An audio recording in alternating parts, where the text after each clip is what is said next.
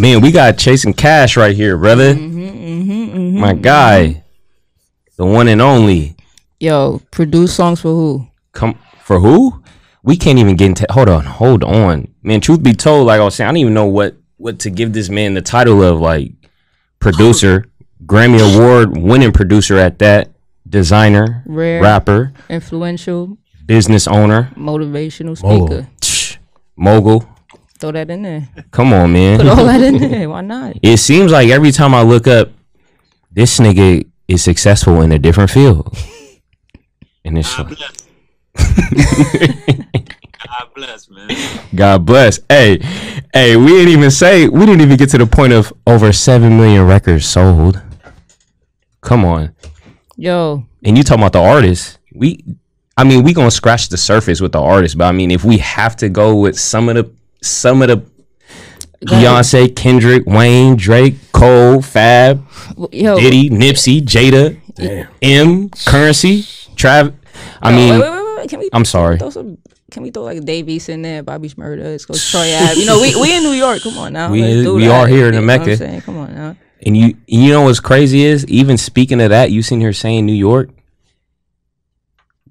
homie from New Orleans, but coming from where he come from, and then on top of that, being able to capture the sound and influence in New York, LA, Atlanta, different, and not even from there. Different avenues. It's not just hip hop. That's the crazy part. Crossing genres. Like I said, we got the homie Chasing Cash here. How you doing? Yes, sir. You like that intro?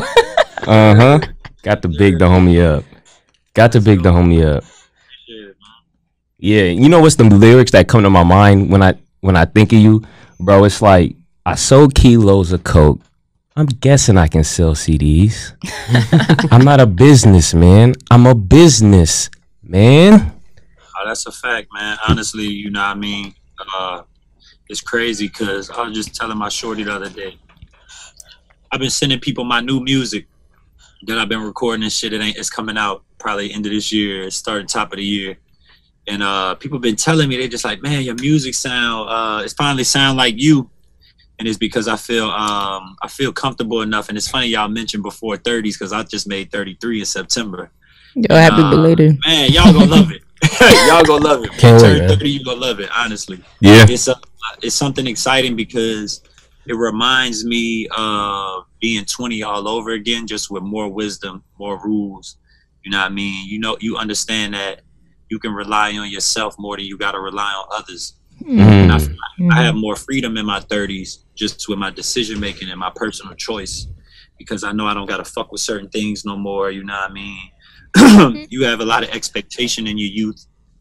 When you hit 30, you have a lot more probability. You know what I mean? And I think there's something about being able to realize what's the probability of you being able to make something happen.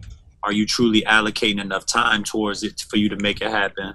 Or are you just thinking of it? And I feel like now in my 30s, bro, I know how to use my time, man. I know how to use a day properly. So it's funny you mentioned waking up early and shit like that when we were speaking earlier. And for me now, it's just an important thing for me to just get up and take advantage of my day. But when people hear my music now and I speak about my old life, it's funny you mentioned drug dealing and hustling and shit like that, because that's honestly what got me through the toughest periods of the music career, you know. And even how I met Hit Boy. When I met Hit Boy, I had a warrant. I had an outstanding warrant at that, you know what I mean, from running around hustling, because I always wanted the best equipment. I always wanted to work in the best studios, and that shit was not cheap, you know what I mean? So when it came to taking risk, I felt like since I had left New Orleans and I was going to move away from home, Hurricane Katrina had already put my back against the wall and put me in a place of desperation. So I was just like, if I'm going to do this shit, anything I do, I'm going to try and do it the best of. So if it was selling weed, if it was selling other things, you know what I mean? I hate it for real, you feel me? And but you gotta get it how you can get it. Facts. Especially around that time. You know what I mean? And I never tried to put myself in a position in my youth. honestly, I'm gonna tell you this. I felt like I didn't want to be the rappers I looked up to. Most of the rappers I looked up to was rapping about selling drugs and, you know what I mean, hustling. And at some point you realize that is kind of like poisoning the brain, kind of poisoning the community and shit like that. And I didn't want to be that type of artist. And I felt like the music I was making, though be it positive, it found a good space in the blog era. But after the blog era kind of came to an end, it wasn't like we had a place for that music to exist anymore. It was like, that music didn't end up on these platforms now. You feel me? So you got a lot of shit from niggas like me, the Cool Kids, you know what I mean? A lot of people during that time period who was Hack Div, you know what I mean? Like, niggas made a lot of music that's like not in the archives right now, you feel me? And I feel like we was ahead of our time.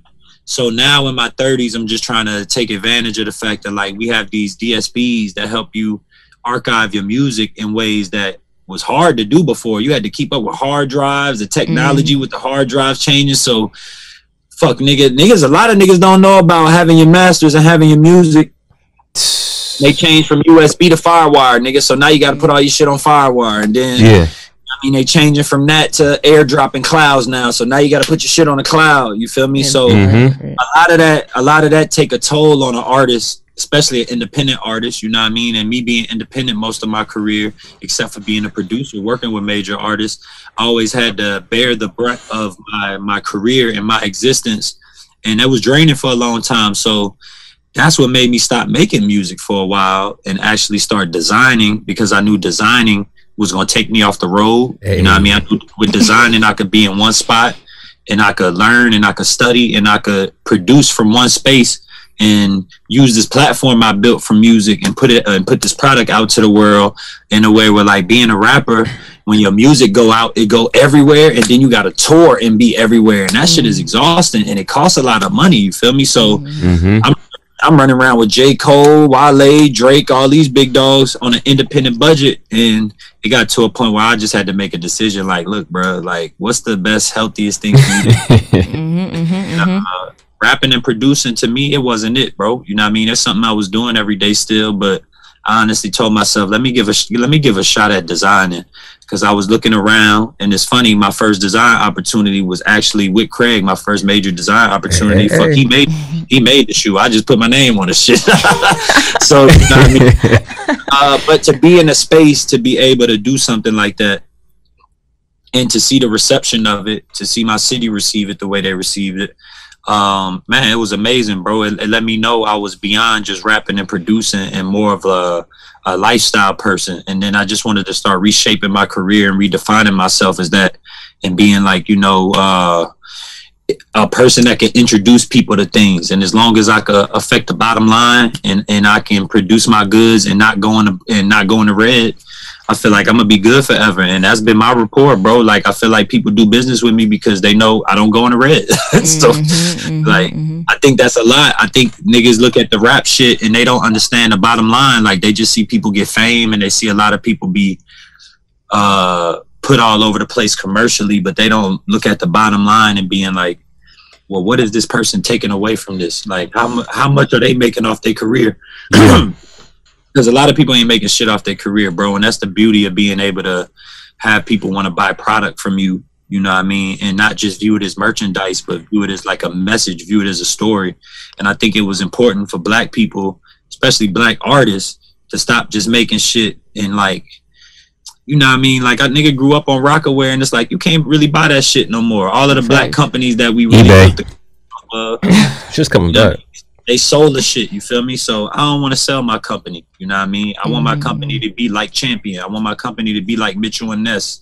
I want my company to be a company that's going to be around for a long time. And if it's just servicing Black people, that's fine. That's a big enough audience for me, you feel me? Yeah, bro, and I got a feeling when a nigga 40, 50 years old, this shit is going to be one of the biggest things ever, bro. Honestly, I've been blessed to produce a lot of big things in my life. I've been blessed to get a Grammy. I've been blessed to produce multiple legendary records and actually be in the room where many legendary records that have changed the world. I've been in the room when they happened. So I felt like I found my space, too, because a lot of my peers that are some of my best peers, they very, very good at music. They're great. You know what I mean? Hit Boy being one of them, Drake, all these different dudes. And what I started to see was like, but everybody that's in the culture is dressed by Europeans. And that ain't no problem to me like that, but it was just like weird that there was not one black brand at the moment that niggas was just fucking with, that was just like outside Off-White. I'm just talking about like some real niggas, niggas. Yeah, for sure.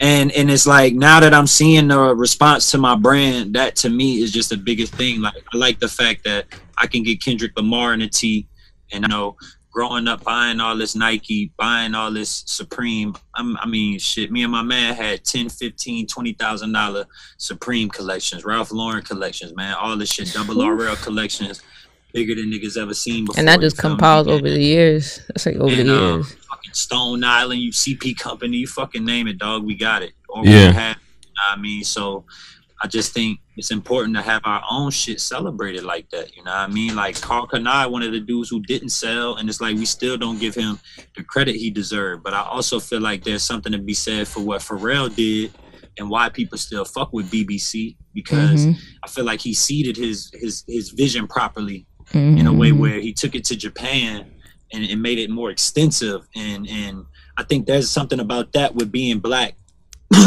It's taking our creativity outside our boundaries, you know what I mean, and not just keeping it in the hood and seeing how many people gonna fuck with this shit. And I've been blessed to have motherfuckers from Japan, London, all over the world buying this shit.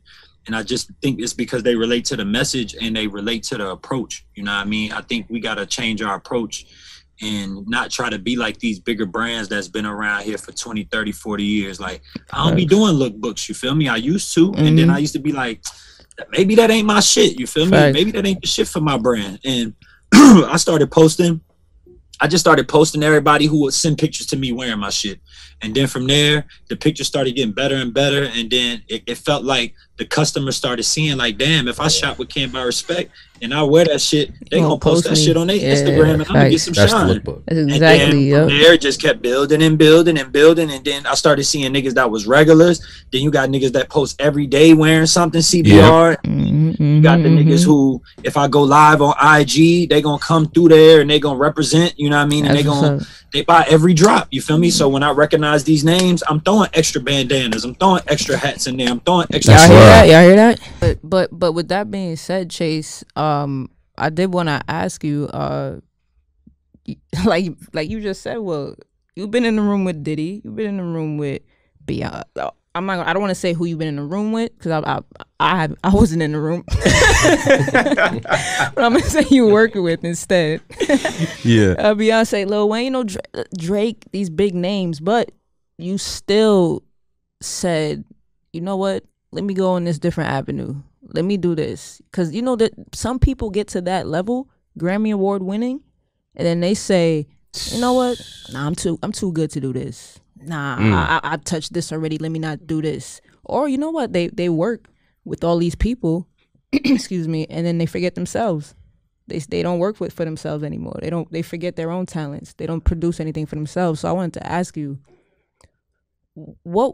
how do you stay so humble ultimately? Because I was actually watching a vlog on YouTube, and it was you giving out T-shirts from the back of your trunk, and I'm not just talking any trunk. I'm talking like a G-Wagon. Yeah, you feel me? Yeah, see, you know what I'm talking about. Hold on. She said, but you see, he even know what I'm talking about. He said, hold on. It's not any trunk. But you know what I'm saying? Some people be too good. Some people be in a Porsche, and it's like, nah, I'm in a Porsche, but you don't even look. Don't wave at me. But it's like you're still humble. You still can touch the people. I just want to ask you, like, how were you able to touch so much success, but still be able to come down and say, you know what, I want to do this for myself and my people and my hometown. Because black people live in a gray area, what I feel like, you know what I mean? I think people try to make us feel like we at the bottom, but I know we not at the top. So I can't reach my people just from being bougie. I can't reach my people just from being luxurious. And I know they aspire to have them things, and I do my best to put myself in front of their face with an energy that don't make them feel intimidated or feel stunted on or feel like I'm being condescending to them. So I try to have an icebreaker energy. I try to find something about people that I like. You might not even be what I consider fresh for me, but You know what I mean? I feel anointed. You know what I mean? Not to say that I like. Look, when I say anointed, I don't mean special. Cause look, when I hear special, I think special means preference. So like, let's say you dating a girl, you like, or you dating a guy, you probably gonna think they special to you because you like the treatment they give. You know what I mean? Or they make you feel good. So the way they feel, you want to treat them a certain type of way. But I don't believe in special in a broad general sense. But as far as like anointed, I do feel like there are anointed people who understand their calling and understand their energy, and I think I'm one of them. I think I understand, like, when I go outside, I got a certain positivity, and I got enough of it for me to dole it out to people and be like, you know what? Like, I randomly see somebody, I'll be like, I fuck with your jacket, bro. Yo, no, that's true. Because in that vlog, I would have never guessed that those people that you were giving the shirts to would interact with our type of people. You know what I'm saying? Like, that was just something that I don't know if it went over people's heads, but to me, when I saw that, it's like that's not something you see. Especially in today's world, you see what's going on. You don't see people touch other people in that way, especially if you've been to a certain level. So that's just admirable. True. Nah, that's it, man. Honestly, look, I just do what I don't see. You feel me? It's crazy not to say that, like, I don't see a lot of people doing good shit, because I do. I see a lot of people doing great things. You know what I mean? My boy Sticks Watts is one of them. My boy Sticks is going around doing what I always thought people should do. You feel me? Like, I used to see niggas giving out food to the homeless. It would be bologna sandwiches with like mayonnaise on them and cheese and all this unhealthy shit. And my boy Sticks was like, I'm tired of that shit, man. I'm not gonna be giving that to no homeless people in Watts. I'm gonna go get a deal with Beyond Burger. I'm gonna go get a deal with all these different plant-based companies, and he going around giving that shit out. You know what I mean? And it's like, it goes into like the detail of like how we've been treated, you know what I mean? And like, I don't want to pass that treatment down. Like, I already know, like, the food bad out here, you feel me? We've been redlined, we haven't had fair opportunities to learn about different things with different information. So with me being a person that, like, that's been talented, and look, I'm privileged. I'm saying it here in the interview. I say it all the time, man. I got black privilege. I earned it, but at the end of the day, I'm aware that I have black privilege. And black privilege presents me an opportunity to be able to live how I'm living, to be able to be on these platforms how I'm doing, and be able to have the support that I get, for me to be able to get a Reebok deal, because I know one of my homies work over there. You feel me? And talk to him. And I can spin a story and be like, well, look, let me do a shoe deal because I'm from New Orleans and we supported Reebok more than anybody at the height of y'all shit. You feel me? And kept y'all name alive. And I think it's just about representation for me. Like, it wasn't that it was just about getting a Reebok Classic. I know that was a black thing. Like, we made that Reebok workout called the Soldier. That's on Soulja Slim. That shoe would have not been popular if it would not have been for Soulja Slim. That's a fact. That is a fact. That is a fact. People, you feel me? Because I feel like a lot of times when time passed, you know what I mean, these companies, they don't look at that, you know what I mean? They don't look at what's keeping niggas continuing to buy these shoes. It's the memories they have. It's the attachment that they have to them. So it's a nostalgic factor. Niggas don't go in the store and be like, let me get them workout lows. Let me get them workouts. They be like, where them soldiers at, bro? But you know what, Chase? You said that you've earned a certain level of privilege, and I agree. But I wanted to, I know that a huge influence of yours is Pharrell. And I know he's also someone that's earned a certain level of privilege within this industry, but it's because he challenged certain boundaries. And I wanted to ask you, how were you able to do the same thing with his influence? Because, for example, a lot of the way Pharrell stepped into this skateboard, with a huge, Asian following, black people could have been like, "What are you doing?" They was like, "What are you doing?" He was doing something different for a long time. Look, that's what I'm saying. Look, he stuck to it, and that's what showed me to stick to it. I knew, like, we was called the Surf Club. Niggas was laughing at us, like, black niggas talking about Surf Club. Like, y'all niggas surf. Like, do y'all like niggas was laughing at us, bro? Now we swag surfing. Hey, Chase, and swag surfing. Chase, who else was in Surf Club? So who was the main components in Surf Club? The original members is Hit Boy, BC, and Chili Chill. And then I came along, then Stacey Barth, and then G-Rod, who produced Laugh Not Cry Later for Drake right now.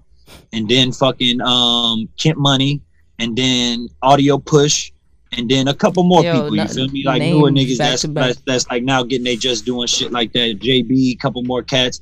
But bro, we was walking in the studio, bro. I remember walking in the studio with BBC on, BBC patches on. Like niggas wasn't wearing them. Niggas was wearing True Religion, bro. We had came down to Atlanta wearing that shit, wearing Forces from Sporty LA and all that type of shit. I had put, like, even when I had met Hit Boy, like he from the IE, they didn't have no stores and shit out like that. Like when I came to LA, I was running around with niggas who had ran with Tisa and ran with all them different fly niggas and shit like that. Like my nigga Bailey and my nigga Glenn and Taz and all them different dudes. Like them niggas was fly. Them niggas was shopping here, shopping there. So I was peeping all that shit. Niggas was getting Rebel Yell hoodies and Great China Wall and all kind of shit at that time. You feel me? Just young in the game. And then a bunch of Ralph Lauren. My OG Mick had a brand called Greedy Genius. So I had a bunch of Greedy Genius shit. I had that shit? Shopping at Union. This nigga Curtains used to work at Union, so we used to go to Union and get all kind of shit. So we was getting Neighborhood, we was getting Hysteric Glamour, we was getting Union House brand, we was getting all kind of shit from Japan. So at the end of the day, like we was getting laughed at. Like I remember that shit early. Like it took me to meet niggas like Anwar Carrots, who I hit it off with, who was like on the same tip because he couldn't afford the shit that I was on at the time. But he knew what it was. He was like, oh, you want some different shit. You feel me? Like, where you from? I'm from New Orleans. Oh, I'm from Jersey. So I started meeting different people who was kind of like on the same tip that I was on. Like most of my niggas from LA in the early days, I'm just going to say it. However niggas feel about it, it is what it is. And 06 niggas was wearing fucking Diamond, bro. And like they wasn't like niggas wasn't Supreme Duck, niggas wasn't fresh like that. Like niggas was wearing Diamond, niggas was Diamond Supply.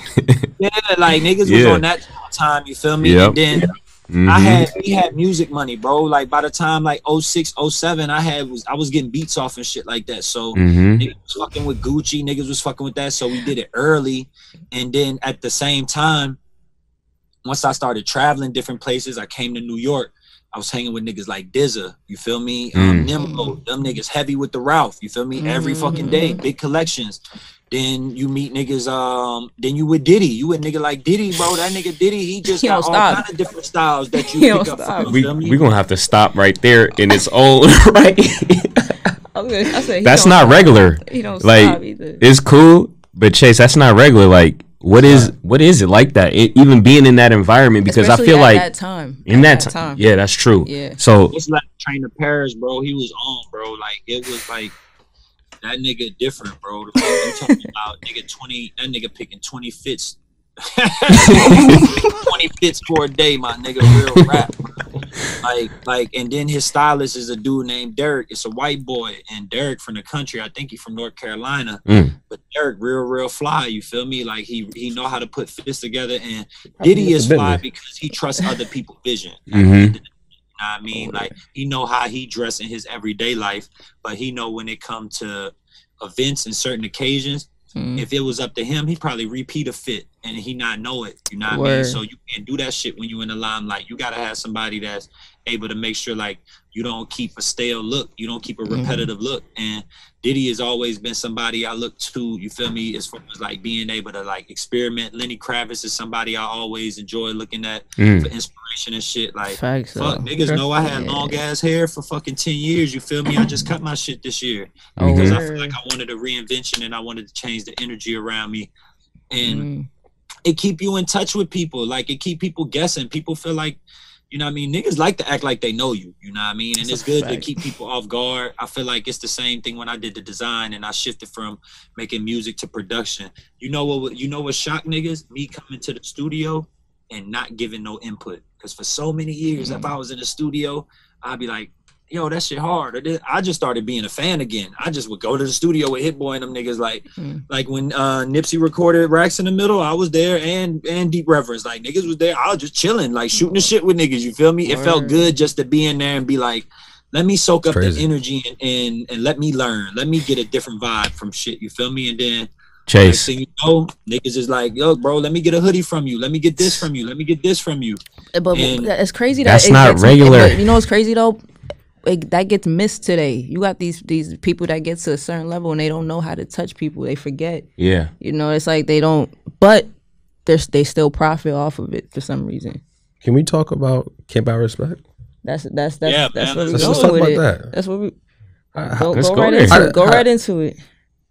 What was your mindset? What were you thinking about when you came up with that idea or concept or the brand itself? Like, what were you?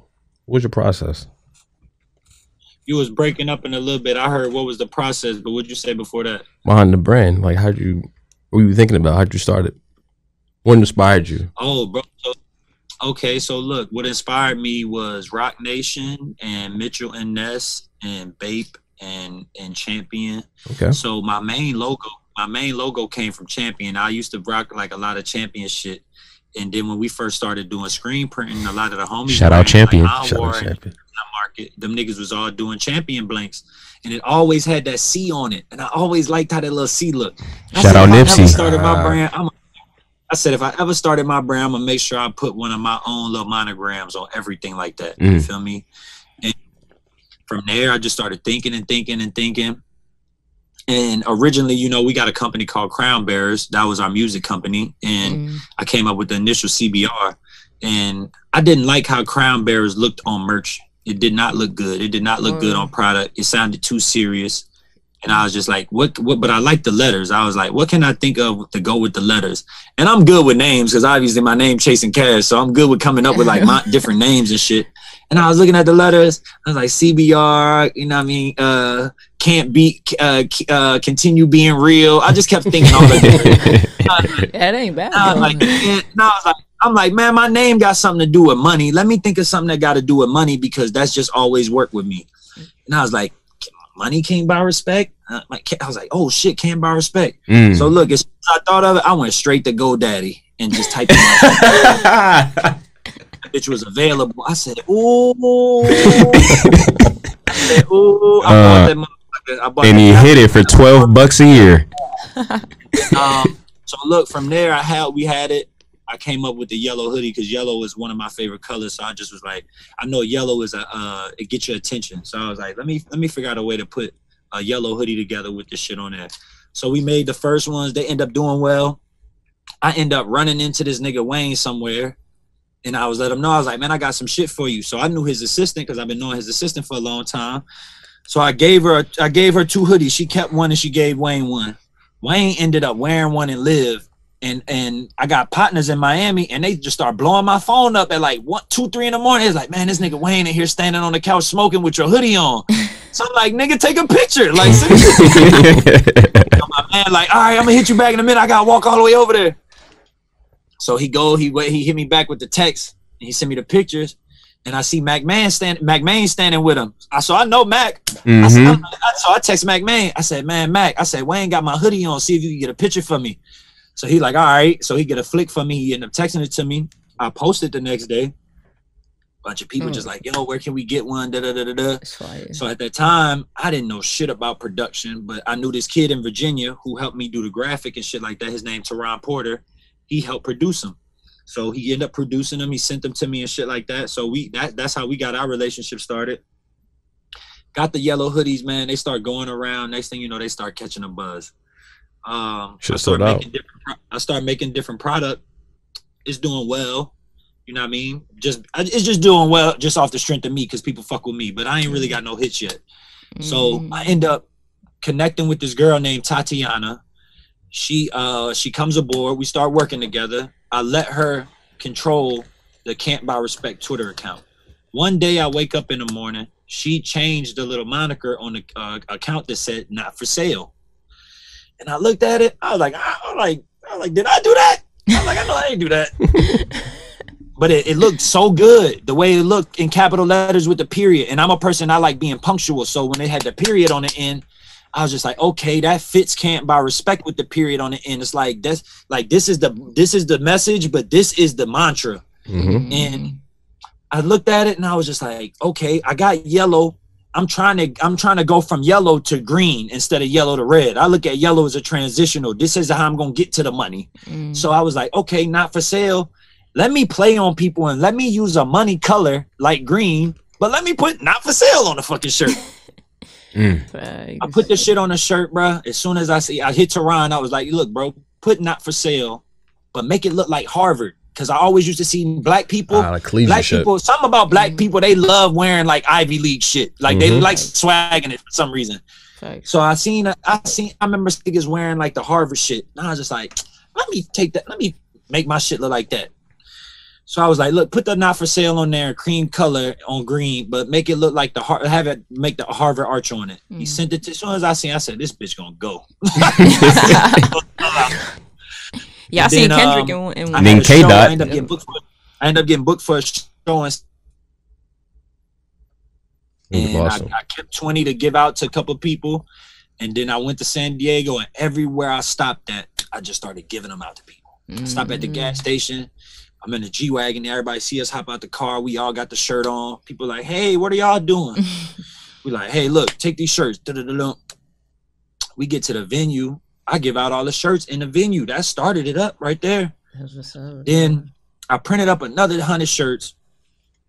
Motherfuckers went online. Next thing you know, maybe like a week later, my boy RJ, he played basketball.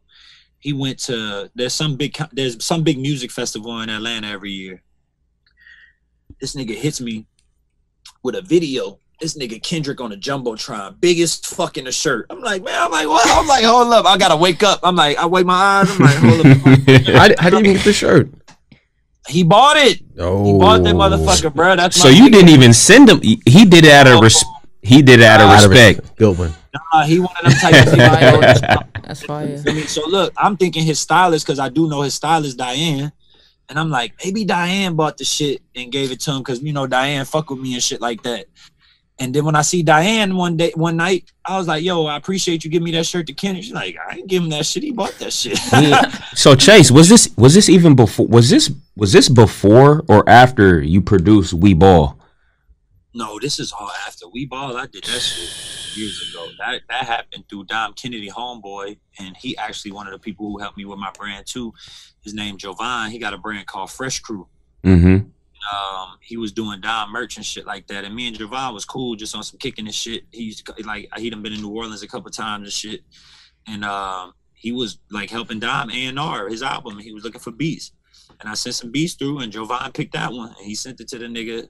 And then we sent it over to Kendrick. Kendrick sent the fucking verse back. And that's how all that shit happened. But that's like the greatest song that has never been on Apple Music or Spotify. It's crazy. And that's like one of the craziest stories about that whole Yellow album. And then everything that happened with the licensing.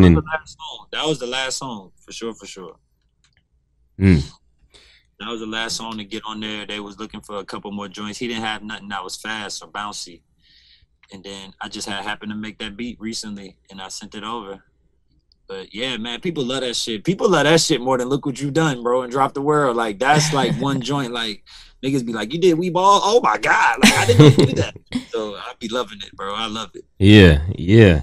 But Kendrick buying a shirt just says that the message is speaking for itself. And we know what Kendrick stands for too. It says respect. Exactly. And that association on its own, and even hearing how that even happened, of some shit where like you didn't even send the shit out. It was some shit where like it was off some real organic, natural shit. But if you want to, I don't be sending nothing out, bro. I'm gonna keep it 100 with you, bro. Motherfucking Nelson Cruz, legendary nigga, baseball player. He seen the Twins hat, he bought it. Fucking Dave Chappelle, nigga bought some shit, bro. Fucking Chris Paul bought that shit, bro. Like, niggas be buying that shit, bro. Message. Like, that's that message. That's love, man. That's that message. You feel me? Like, honestly, and there's like some real motherfuckers out here who really want to see a black brand that like really look good win. You know what I mean? Like, I truly just think that too. I think when people see the brand, if they don't know me and you come see it, and you see this shit, you're like, oh, like, this shit cool. Like, you got the simple shit, then you got the shit with the graphic design, then you got the shit that's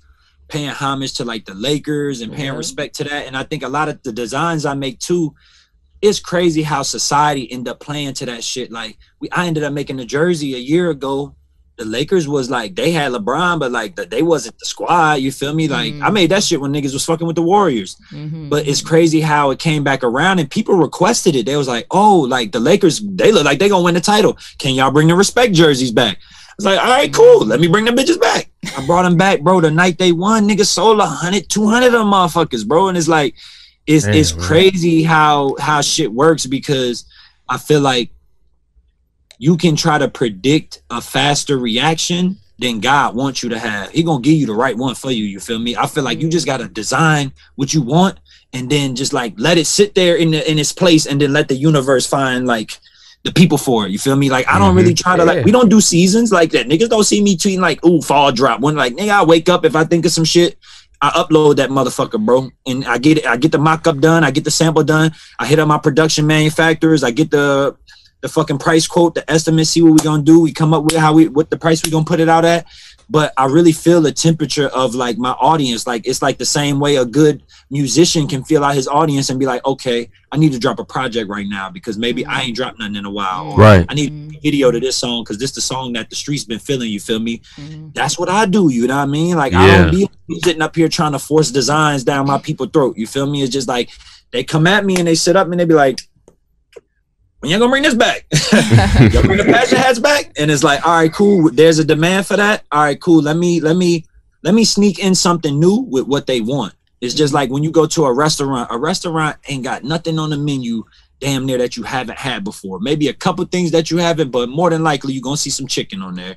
You're gonna see some steak on there. You're gonna see some seafood on there. That's how I want people to feel when they come in the stores. Like, all right, I'm welcome here.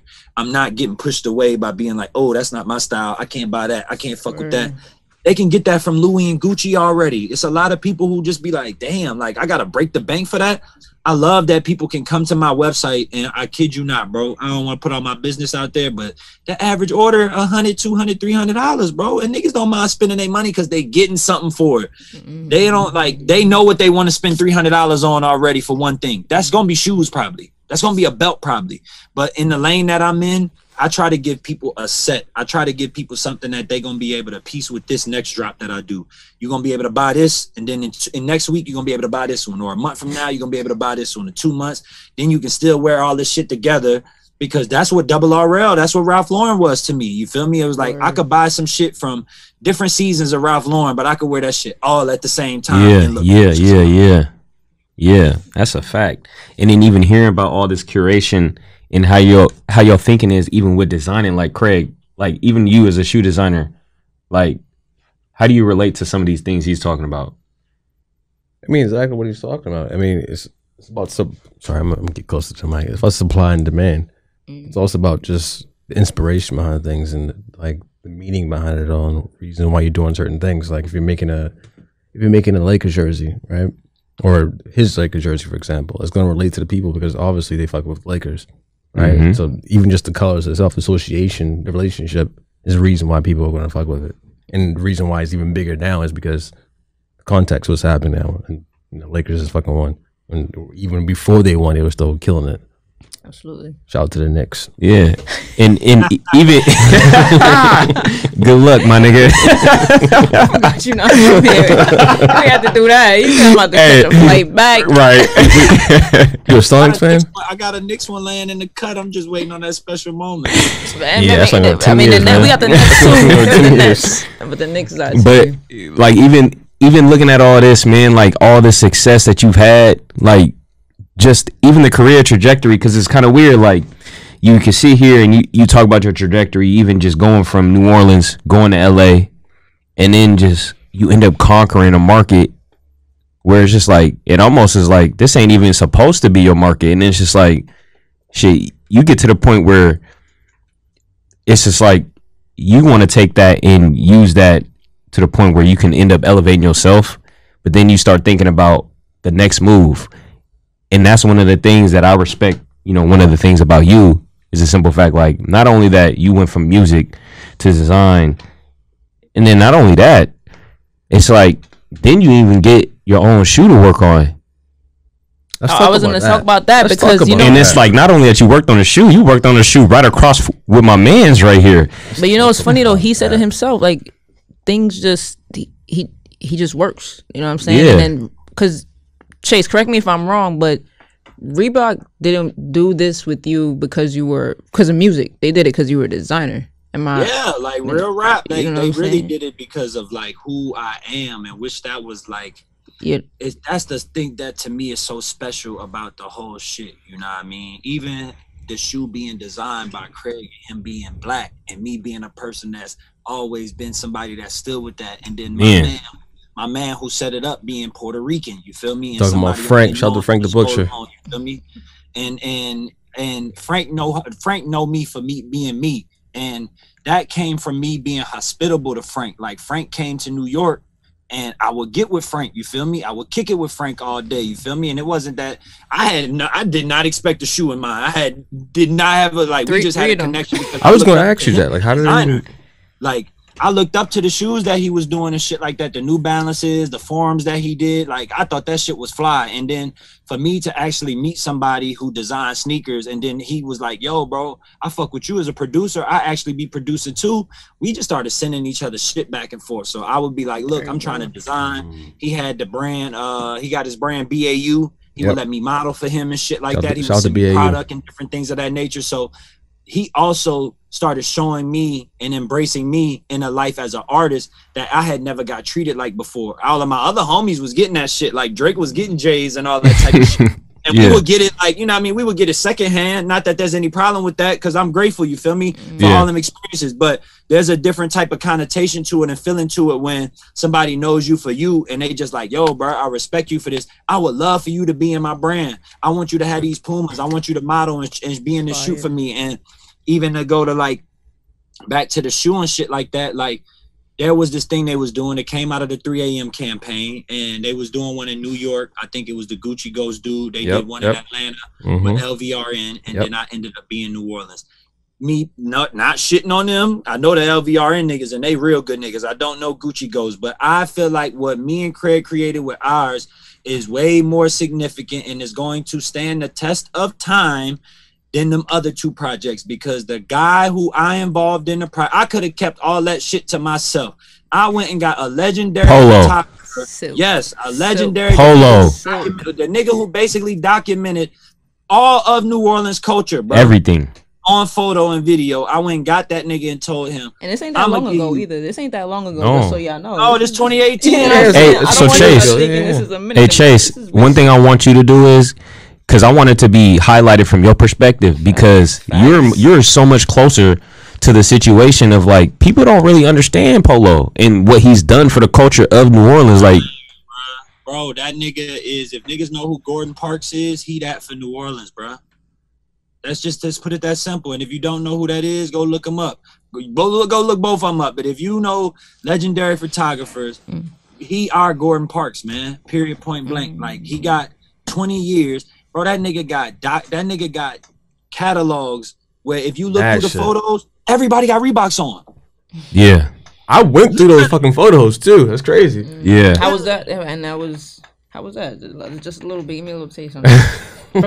From your perspective, because well, that's the thing about the project in itself. It was about 3 a.m. was, I don't want to go on a tangent, go off course, but 3 a.m. was about kind of bringing life and love to different cities, right? And like who was popular, who was big, and who, you know, fits the city, that fits the culture. So we did New York, we did New Orleans, we did shit, I forgot.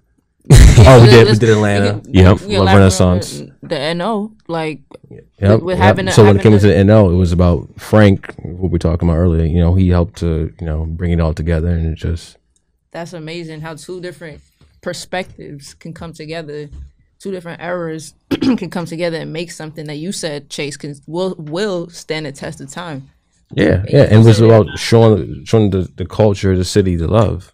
And, I guarantee if you go to New York and you go to Atlanta, you will not see nobody wearing them Reeboks. Come to New Orleans, and I bet you see niggas wearing all three of them Reeboks. Oh, that's facts. That's facts, because I guarantee it. They gonna be beat up. Some niggas got fresh pair.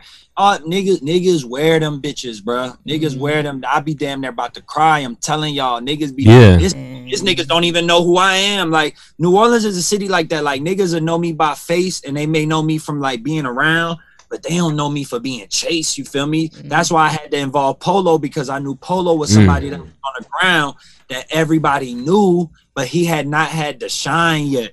Man, that when I met that nigga, I ain't gonna say he ain't fuck with me, but like, just like a typical New Orleans nigga, and he an OG. When I went high, I was like, look, bro, I got an ID in mind. He was like, who the fuck are you? I was like, look, bro, I'm not no scammer. I'm not trying to run no game on you. I was like, I got an ID in mind. I got to play. I want to use your photography for a shoe. And he was looking at me crazy. And then I guess he must have asked a couple people about me. And then he called me randomly one day and he was like, I heard you was for real. You know what I mean? I heard you was legit. But he was skeptical, you feel me? Like, this nigga been doing this shit forever. Bro, when the nigga seen the check, bro, I remember that nigga telling, he was like, bro, you about to put my grandkids through college, bro. He was like, you good in my book forever, my nigga. Like, I ain't never got paid this much money for nothing.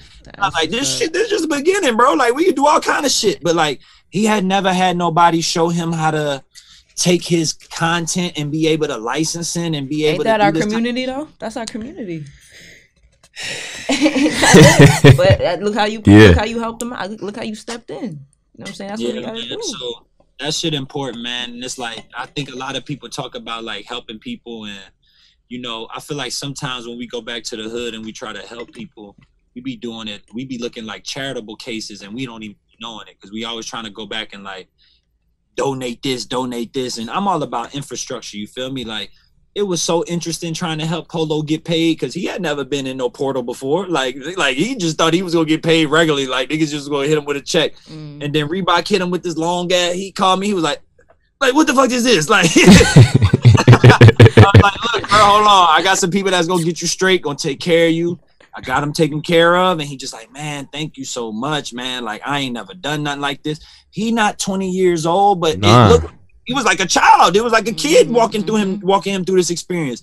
And it was interesting for me to be able to be dealing with somebody that had this seniority and age on me, but not seniority and experience. And it was very, very humbling, bro, to be able to work with him as an OG, but at the same time be like, you know what? I got to tread lightly because I don't want to look like I'm using them. You feel me? Because I am getting paid from this and I am getting shine from this. And I am the quote unquote famous one out of this one. But at the same time, I knew back home in New Orleans when we did the release that he was more known than me back home. And when we did the release and everybody came out and all the love that he got, that's what I wanted to see, bro. Like, people from the hood, bro. We shot the the spot we shot the commercial at, bro. That's the hood. That ain't the fake hood. That ain't no pretend hood. That's the hood. That's where Birdman and them niggas grew up. Like, that's the hood. Yeah. Nigga get killed, nigga. Like, we was doing that shit. Niggas is like, damn, y'all got a whole setup in Big Man's. Niggas was looking at me like crazy, bro. I'm talking about niggas had goons out there, bro. Real street niggas. These niggas at Reebok, they looking at me. They terrified. Sure. Like, they not do y'all nothing. You feel me? Like, y'all good. Y'all welcome here. Like, Polo is stamped. He ain't nobody that's like no name here. But they didn't really understand the dynamic. Like, they looking at me and they seeing me interact with these different people. And, you know, in New Orleans, there's just a language barrier too, you know what I mean, with the accent and just the way we talk down there and shit like that. So the people coming through with the set, they were scared to tell people to move. They were scared to tell people stand here, stand there. And I'm just like, y'all could do it. As much as I know y'all feel this energy and y'all ain't never felt this before, like, these people are only here because they trying to get this experience and they want something new, you know what I mean? And that's what I'm all about, bro. Like, nobody can't take anything from me. Every opportunity I done ever got, I might live in Los Angeles. I took that bitch back to New Orleans though. And that's where everything started for you. And even saying all that, like, we didn't even get the origin story for you. Like, how was it for you even growing up in New Orleans? And like, what was the culture like, the influences and shit? What was the sneaker scene like? Like, when you grew up, like, what shit was popping out there? Like, what kicks you used to see growing up you always wanted? What I grew up seeing was niggas wearing Bally's. Niggas used to wear Bally's. They used to wear the animals. I don't know if y'all know Bally Animals. I actually do. So Bally Animals used to be big. Niggas was always wearing J's, obviously. Before Forces hit, you know what I mean? Certain niggas wore them, but not too many niggas. We wore the Reebok Classics. The girls, so you got two versions of Classics. You got the boy version, which is the workouts. So niggas wore Soldiers. And you got the girls who wore the other Classics, which is the soft, we call them soft Classics, you feel me? And then you got tuned Air Max. So the Nike tuned Air Max was what my generation wore. We loved them motherfuckers like crazy. So them new joints that Supreme about to put out, we basically wore them out with flavors, like the blue color, the tiger orange color. Yeah. They had the blue and green color, so I got all of them still. The Junior Seau House, the Nike Air Missions, the Dion, the Diamond jersey. The diamonds. I got those. All those. Godzillas. I used to wear the Godzillas all the time. Bo Jacksons. Still to this day, I wear Bo Jacksons today. You feel me? Bo Jacksons. All of them bitches. Definitely the Chlorophylls. Military fours. Fuck. That's specific too. Military Only military force. fours. Military fours hit, bro. That shit was nuts. And them Olympic sevens was big when they dropped when I was in school. Facts everywhere. Everybody had them motherfuckers. Them bitches was icy. The reasons why I started designing sneakers because of the sevens. Altitude 13s was big when they dropped. Them Carolina Blue 12s, them they jumped on the Jumpman 23 exclusive. So niggas used to be on Jumpman 23 getting exclusives. You feel me? Niggas got a lot of shit out of East Bay. I used to have a Gary Payton. East Bay, woo! I had every Gary Payton. I had every Jason Kidd. Shout out Seattle. I fuck with Gary Payton. The Jason Kidd Nike Air Flight 5s with the little sunglass looking beam flash shit on the side of the fly on the sole. The fly eye. Yep. Oh no, that's the fly nigga. That was my favorite shoe. The black one was my favorite. I got them joints. The kids. Yep. The penny threes. I had all the pennies. You know what I mean? I had every basketball shoe. You feel me? Every running shoe, every basketball shoe. I had the Andre Agassi's. I had the Pete Sampras Nike Air Oscillates. But what was your favorite though? What was the favorite? Number one. I want to know that too. My favorite was a Nike Diamond Turf, King Griffey. Nike Diamond Turf. Okay. And there goes. I don't blame you. I mean, he got the only baseball shoe. The Diamond Turf was his. It just wasn't called the Griffey. Kenny Lofton used to wear it, but he has the only baseball shoe that niggas fuck with on the street. Honestly, like that's a fact. Still to this day too. A cross trainer. Bullshit is a cross trainer, so they do it. But Griffey has the only. People play basketball in those shoes. That's a fact. Man, them all black grip. Man, look, all black. Them all black Griffies dropped. Niggas in the streets was doing murders in them bitches. Niggas was doing murders in Griffey's. Nigga, them all black ones dropped. Nigga, I remember that. I don't know how I feel about that. And look, so when I remember when what's that color called? That light blue and neon green Griffey. When that one hit the street, that set the streets on fire, bro. I remember that. Charles Barkley and King Griffey. I wonder if you talking about the Swingmans. I think he is. Oh, they are. And I mean, the Swingmans. They the Griffey 2s, I think. Yo, that's the motherfuckers in that Volt blue and that light blue and that Volt blue. When they hit the streets, bro, niggas went with a Nike windsuit. Niggas, son. Real rap. King Griffey. I'm left-handed. Now it's too. Nike I'm tech left-handed. You know what I mean? Growing up. Yeah. So I always loved Griffey. Griffey and Kenny Lofton was my shit, and Bo Jackson was my shit. Oh, a lefty. Oh, okay. So you think you a shooter? I mean, I play basketball. That's what lefties do. Definitely not dunking on niggas. Definitely not. But look, when you mentioned basketball, though, Tim Hardaway, the Nike Air Bacons, that was my shit. Yeah. Fire. I used to wear them all the time. It's funny. The details on the side of that shoe so crazy to me. One of my favorite pictures is Ralph Lauren wearing them. Ralph Lauren got a flight suit on, and he got a pair of Nike Air Bacons. You know what's crazy, Chase? That's like the third time you bringing up Ralph Lauren. So now I gotta ask, like, growing up in the city, like literally growing up, like looking at all the older OGs, people in the music industry, sports, like, who was the people that you really looked up to that was from New Orleans, and you'd be like, whether it was sports, music, even style, like, who was those people that you looked up to, like, man, like, I gotta get like that. Niggas from New Orleans, I'ma name everybody out of Cash Money. I thought Cash Money was the flyest niggas. Who didn't? Fire, I thought them niggas were the flyest niggas ever. I fucked with P. I fucked with P and them because P and them they brought like the mafioso family shit. So I always wanted to adopt that shit growing up watching mob movies and shit. I liked how P will always adopt that shit. So Cash Money and No Limit off the rip. Cash Money for sure, and how Cash Money just made a nigga like I'm gonna die with a chain on just because of Cash Money. Like them niggas, like I never seen them niggas not iced out, and I feel like they brought that spirit to the city. Like New Orleans was always raw and gritty for a long time, and then Cash Money showed us that we could like ice ourselves out. You feel me, and celebrate ourselves in a different way. But we was doing that shit with Mardi Gras bees. I feel like them niggas brought like the luxury to the city. So I appreciated that. Mystical I love Mystical. You know what I mean? Mystical style was amazing to me. But New Orleans is a place that's so unique and so nostalgic. I really did not look up to too many people from New Orleans on those style shit. And you gotta remember, it's hot as a motherfucker. So you ain't wearing shit, you know what I mean? You probably wearing a white tee. You was probably wearing jabos. You was wearing camos, you know what I mean? That's what niggas rock. You had niggas getting fly when they went out at night. We used to get fly and get dressed up for that type of shit, but it really wasn't no shit like on no everyday, like get fly shit. That's some new generation type shit. Word. I picked up my fly once I started being able to travel.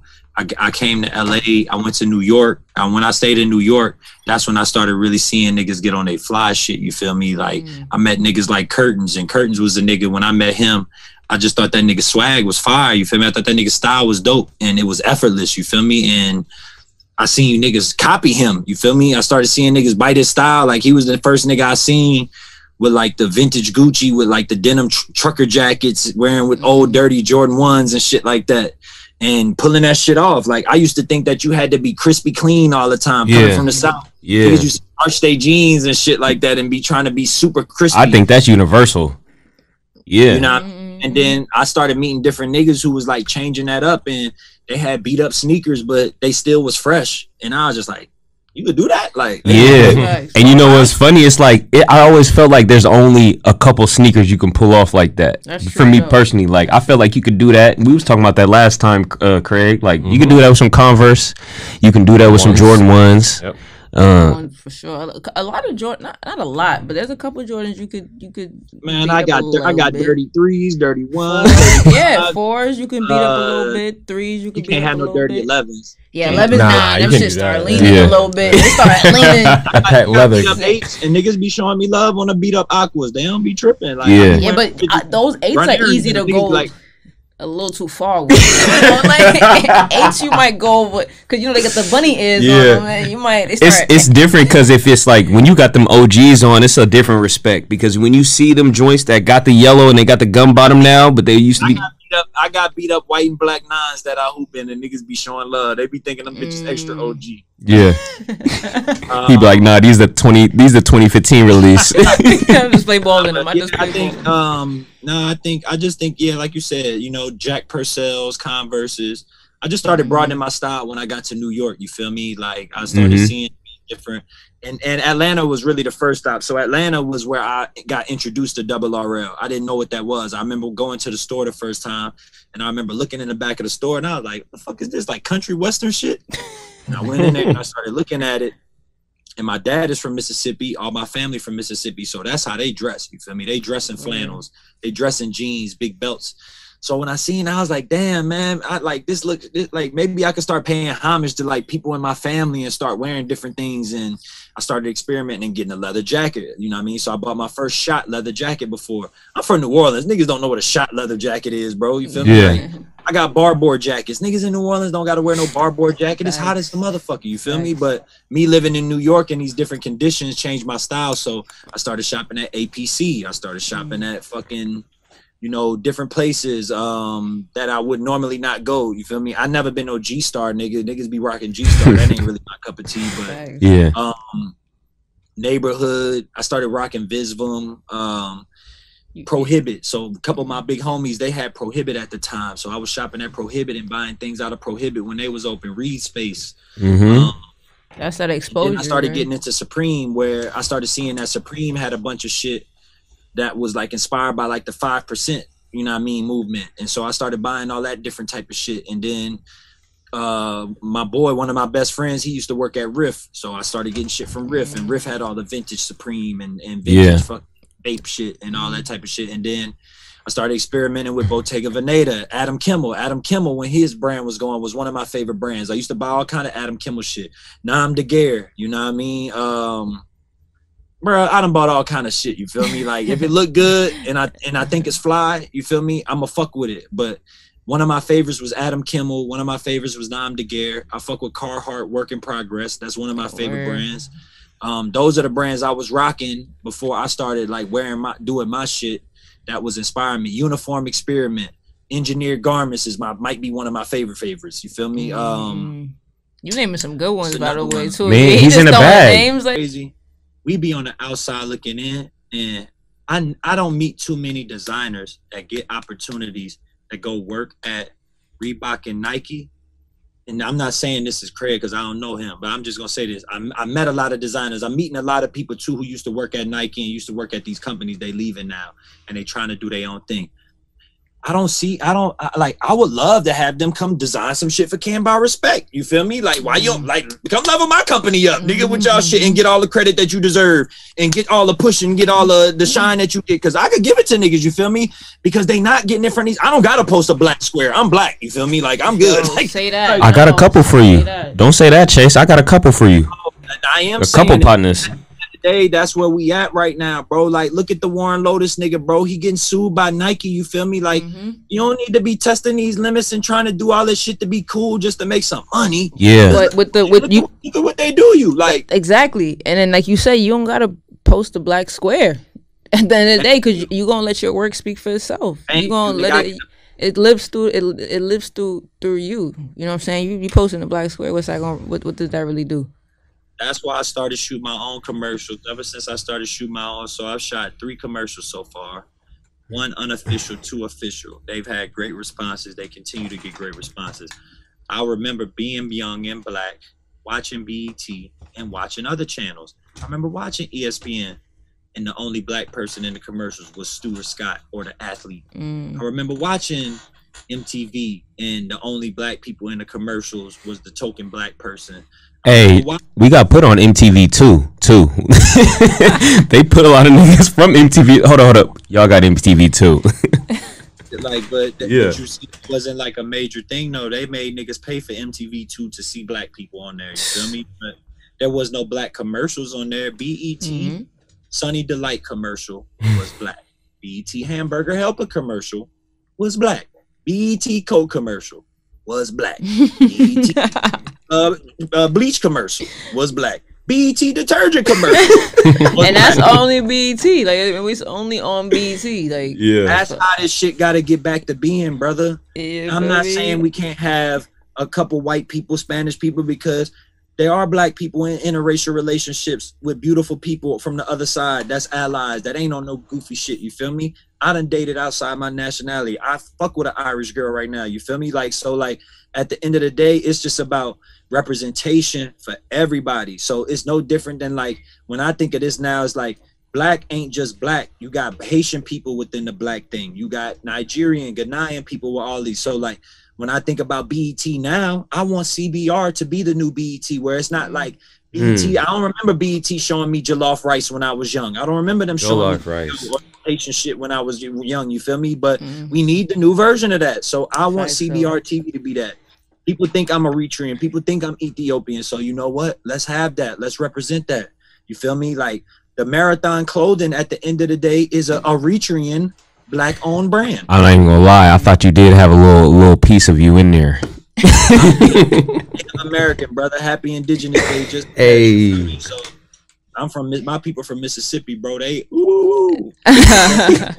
that's crazy. You said Haitian first. My people from Haiti. That's what I'm saying. A lot of my that's people what from I'm- Haiti and Honduras too, Yeah. you know what I mean? But that was something that was like I was naive to until I got older. And then, you know, when you young and you go in the house, you seeing all them flags and shit, you just think that shit art on the wall, you know what I mean? I ain't know no better. But Yeah. as I got older and now I have younger Haitian relatives, younger Honduran relatives, you know what I mean? My nieces are half Dominican, you feel me? But at the end of the day, we all black. And I think this vibrance that we have now, we need to all share it, you know what I mean? Even if you're not Haitian, you need to have something from Haitian culture in your culture because it's black.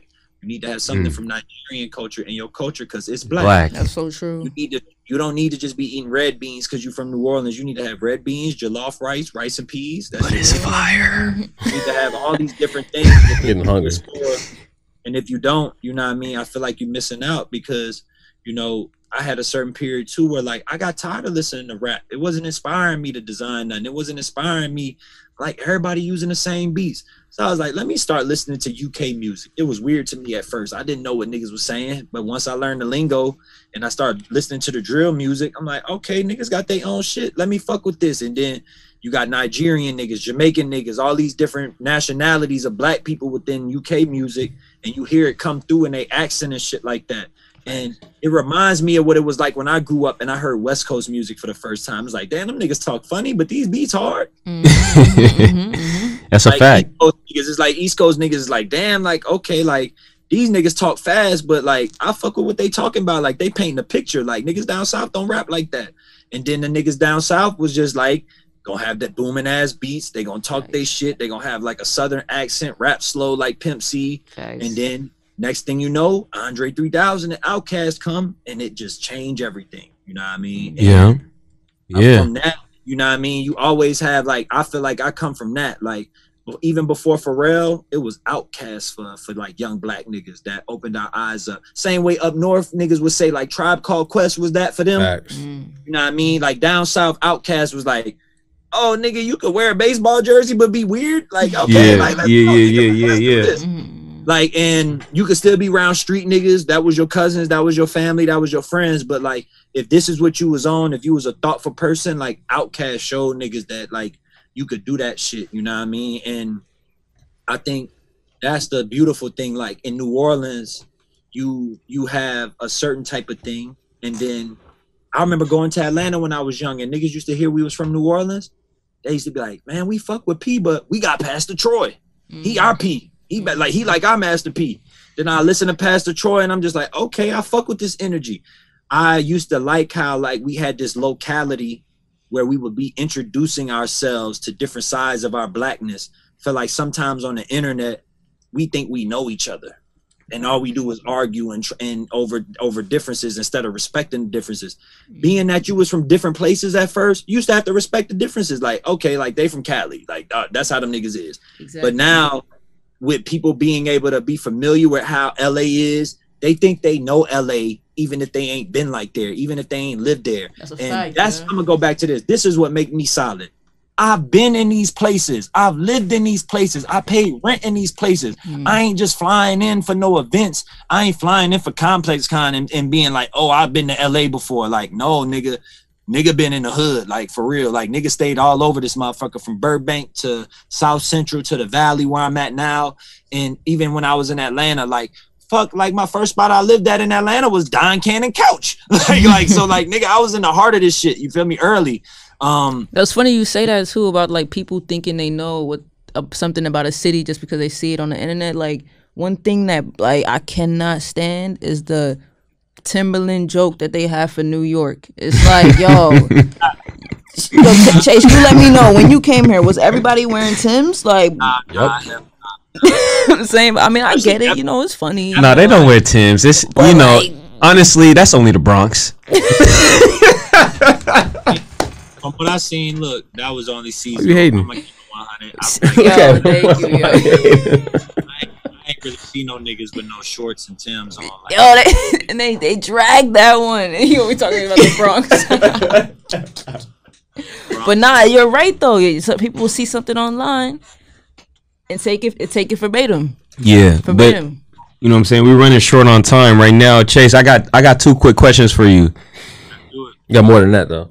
But do you want me? Yeah. But you know what though? I think we should do this first before you. Which one? First. Let me get Chase. Nah. Let's you got it. This. So what I did was okay. I went through your Twitter. I was getting right to it. You know what I'm saying? You know, so there were a couple of tweets that I found that stood out to me, and I just wanted to touch on them. Very specific ones.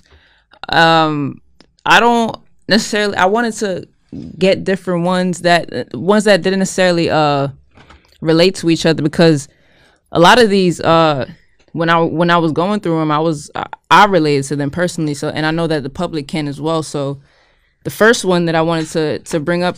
Let's get into it. This first one is real interesting. I think that it's perfect for what we're talking about right now. So, you said this on July of 2015. Got the exact date. You know what I'm saying? Shout out to Twitter. But you feel me? But this one right here says, "Stop looking at shit so one-sided. Open your eyes and figure out a way to cash in on the European experience, since they profit on nigga shit." Now, with the climate we in today, a lot of people would argue that that's basically what's happening. You know, a lot of companies with, you know, I don't want to say European ownership, but it's not a lot of black people in that bitch. You know what I'm saying? But you know, European ownership. ultimately, right? Ultimately, right? Yeah, that's what it is. But I want. You said this 5 years ago. Damn. You know what I'm saying? And it's crazy how relevant it is today. So I want to hear your standpoint today, because I mean, I'm sure 5 years ago you can explain like how your thought process was I'm as gonna keep it well. 100 with you. You know who did it best? Virgil did it. Mm. Virgil proved it. Like Virgil did it. Like he I feel like I did it in my own way. So like I feel like I had to learn the manufacturing game. And if you think about who owned the fashion game, the Arnolds, like they got this shit on lock because they manufacture and produce this motherfucker. Like at the end of the day. So where I feel like Kirby is doing it. You feel me? I feel like Kirby is doing a good job at getting these Europeans, these people over there, them fashion motherfuckers, giving this nigga awards and all type of shit like that. I don't feel like he moving too fast. I feel like there's only so many awards you can get at the end of the day. So you damn near better off getting them early. Thanks. And then get them out the way. You get all that out, you get all that clout from these European people, and then you figure out a way to be like, all right, cool. Let me focus on my audience. You feel me? I think Kirby can figure out a way to get himself in position, manufacturing wise, with these vendors, with the industry, where he become like that accepted person. And not to say that like he got to sell his soul or anything like that, but there's just a certain way that you can navigate and you can end up somewhere. You know who y'all ever heard of Oswald Boateng? Mm-hmm.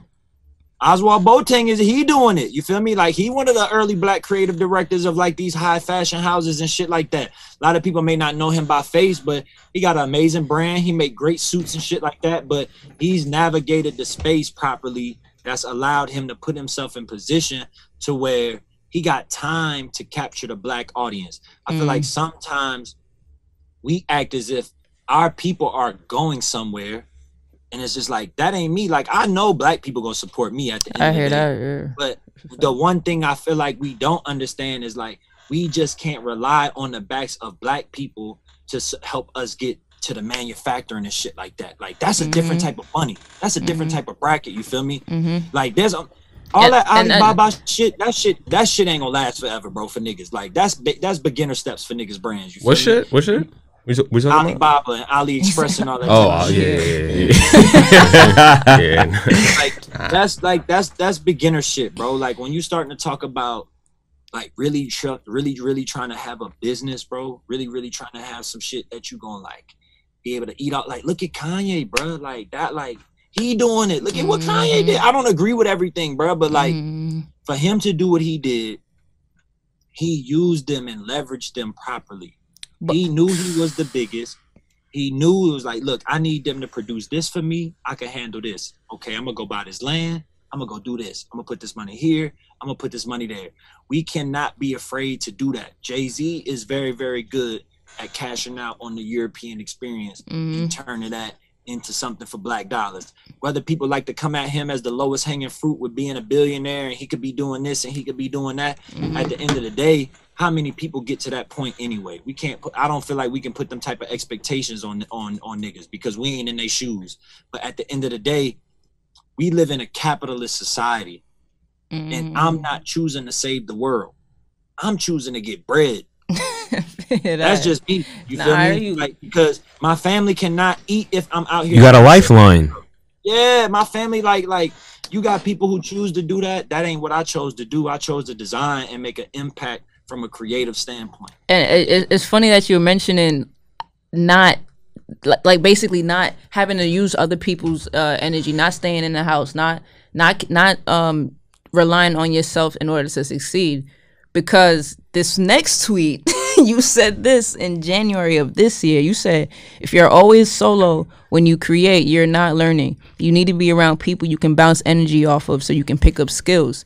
Niggas be in that house by themselves trying to touch the world. It don't work like that. Shout out to COVID. Bruh. So I was going to ask you, with that being said, we were forced to be in. You said this in January. Now we didn't know what was coming with this year. You're a prophet, man. You know, right? He saw this one coming. Yeah. He already knew this was about to go down. What would you as a creator, first of all, how did you adapt during this time? And what advice would you give to anybody? Because everyone is going through something this year. You know, I'm not going to say what it is, what it may be emotionally, financially, whatever the case may be. Something. But I know creatives, being in the house or whatever the case may be, that's a struggle for some. And you also mentioned this, which I agree with. You have to use your skills and bounce energy off of each other. But with the situation at hand, how have you adapted, and what advice would you give to others as well? Okay, so look, I can let you know for sure. So where I'm at right now, this is a home studio, just built. You feel me? So I saw the tide coming. I saw a bunch of niggas in the studios on laptops and shit like that. And I was just like, well, basically, you don't need no console no more. But it felt like everybody, the only reason they was going to the studios because they liked the energy that was being created in these spaces. You feel me? Yeah. So I was just like, well, look, let me figure out a way to create a home studio so I can have the energy closer to me than further than me. Because if something was to happen, I was like, I don't want to be able to be locked out of my creative space or my creative zone. You feel me? And I just was looking at the economy. I was looking at all my homies. I had a house. They was like, why you want a house? You single. Da-da-da. And I was like, well, you know what I mean? I'm going to put different moods in the house. That way I could be able to do like I could do the merchandise in this room. I could do the music and design in this room. And then I could have the living quarters over here. And I just had it all mapped out. I was seeing so many people overexert themselves, and their studio was 30 minutes away from their house. And then somewhere else was this, you know what I mean? This and that and the third. And I was just like, you could create a better space for yourself. That way you can invite people in there for you to be able to bounce people off of and shit like that. So when Corona hit and we all got locked in the house, the first thing I did was just like, you know what? I need to start working out. I need to start going outside. I started doing calisthenics. I ended up getting a trainer. We was going to UCLA every morning, and we was running. I was in there. Yeah, that's how I met this nigga right here. You feel Let's me? get it. That's what's up. It just came from that. You know what I mean? Every day just being outside. Nigga, I remember being outside seeing this nigga A-Rod. That nigga A-Rod would be out there running the stairs, and I was just like, man, people ain't worried about this shit who really been out here pushing themselves. You know what I mean? Shit, though. I feel like it was a reset for everybody else, but I already was quarantining myself from a lot of people energy because I already felt like it wasn't good for me. I'm OCD already, so I already was washing my hands and doing all that type of shit. Right, I hear that. As you should. For me, it put me in a space it leveled the playing field between me and all these people like Nike, Supreme, and all them type of people. Like, that's what I enjoyed the most. Like, I've been having my best year with my brand because I feel like it put everybody in a space to really see what they fucked with. And that's the black box thing was the best thing that could have ever happened to Camp by Respect, because they was looking so goofy and we was looking regular. That's like, we didn't have to say nothing. That's so I say that all the time. This year exposed, and I had a lot of people saying 2020 a year perfect vision. You see everything this year. Yeah, clarity. That's true. You know what I'm saying? A lot of things. With the protests, people was wearing the not for sale shirts at the protest. We was in love off that. So I didn't have to drop no Black Power shirt or no shit like that. And I think, there you go. I think people respected that. Like, I seen so many niggas that was just like, they know already that they don't have the blackest connection. You know what I mean? And so they was just like, oh, this is the opportunity for me to get that with my brand. Let me drop a shirt that say stop killing us. Let me drop this and say like, and like, I ain't respect it. You know what I mean? I ain't gonna call niggas names out because I did that already, but niggas know what it is. There's a lot of niggas turning letters around on shirts, you know what I mean, doing all kind of wild shit to get niggas to buy shirts, talking about they was giving the money to so-and-so. And it's like, for me, niggas know what's up with us, bro. Niggas know what's up with me. You feel me? Yeah. Like, I'm not hard to find. Because like you said, your shirts were already made. Like, you didn't have to make something already because the message was already And it's not even only that. I'm saying, your brand already stands for the shit. Can't buy respect. Not for sale. Nah, nigga, we ain't for sale, nigga. Go. The fuck? It ain't forced. It ain't forced. Yeah. Yeah, I mean, look, I feel the same way as that. Y'all tripping me out with this shit, though. That's funny. When you think about them kids back home, and it's just like, how can you sit here and get the message to them, like, to get to the point where they want to get to and where they dreaming to be? Like, what's the best advice for that one kid, that 13, 14-year-old back home in New Orleans, whether it's Baton Rouge or around the neighborhood, anywhere in New Orleans or in Louisiana, or even anywhere in the U.S.? Like, what's that message you want to give back to them, to like how to just, you know, stick it out and like what you've experienced, to how to get and elevate to a point where, like, to succeed? Man, you get what you give, man. And I would say be persevering, man, because if you persevering and you respectful, and you remain principle based, I would never tell no young person to try and bank their lifestyle off of talent. It's so crazy, man. Like, God give us all gifts. I think we all got multiple gifts, and then we have one that we really, really, really, really good at, and then we get a couple of them that we pretty good at, you know what I mean? Certain good at, you know what I mean? I think I would tell somebody to do what they really, really, really, really, really, really good at. Like, and just keep doing it. Like, honestly, like, think about the person that just love making pizza, bro. Like, think about pizza spots, bro. Like, in taco spots, like, that's just motherfuckers that's just passionate about making that same thing over and over and over. That's a fact. And making sure that people enjoy it. So I would make sure that you do something fulfilling. That's the advice that I would give somebody. I would not tell them what to do, because the times are changing so crazy, bro. That's true. I just want somebody to be fulfilled. People out here do anything to feel like they exist. People do anything nowadays. You feel me? That's why they call this shit clout chasing, because you got so many people with a quote unquote following. People want to know who you are, and who you are is based on your existence. And with so many falsehoods out here, with niggas being able to be on Instagram and create whatever narrative they want around themselves, that is why I like doing this type of shit. You feel me? I ain't even been one to do interviews a lot, but shit, we appreciate you. Yeah, he fuck with the boy. Yo, he fuck with us. I would tell a young dude to do whatever fulfills them, and if they wake up one day and then don't fulfill them no more, they need to find the next thing that fulfills them. And as long as they keep learning, they don't have to rush their growth. I think a lot of people rush their growth without learning. Your learning should be investing in your growth. The things that you learn gradually will help you grow and will help you ascend. And that should take time. That's true. You should learn how to allocate that time. You feel me? But as long as you fulfilled and you doing something for yourself, you can help others. You cannot even get in the mix with other people who are good for you if you're not fulfilled. This is coming from a nigga who tried to fulfill myself off being in the music industry, and the shit is terrible. You know what I mean? The only thing I would tell that's real. Is if you're gonna be in the music industry, to not be looking to be whole in that shit. Don't be looking for that shit to give you nothing that you ain't got already. You know what I mean? That shit is just a bank. It's some people it's some people looking to make some bread with some other people, but they are not out here to better your life. They are not out here to help you find yourself. And we talk about all this shit with mental wellness and mental health. That's why I'm using the word fulfillment, because if you fulfill yourself, you only gonna be able to have a good head on your shoulders. You only gonna be able to look at this shit from a positive light. You only gonna be able to look at this shit from a logical standpoint. But if you get too dreamy to the point where you start expecting things, that's how niggas pull a whoopsie daisy on you. You feel me? And have you sign some bad contract because they promised you that they was gonna do something and then they not gonna do it. You know what I mean? So just make sure 360. Make sure you're doing anything. Make sure that you are fulfilled by this shit. And fulfilling means you got to be able to study. You got to be able to enjoy the studious process of this shit. If you can't enjoy that, I don't think it's meant for you. There was many nights before I was making anything. Shit, bro, I used to feel like a fuck.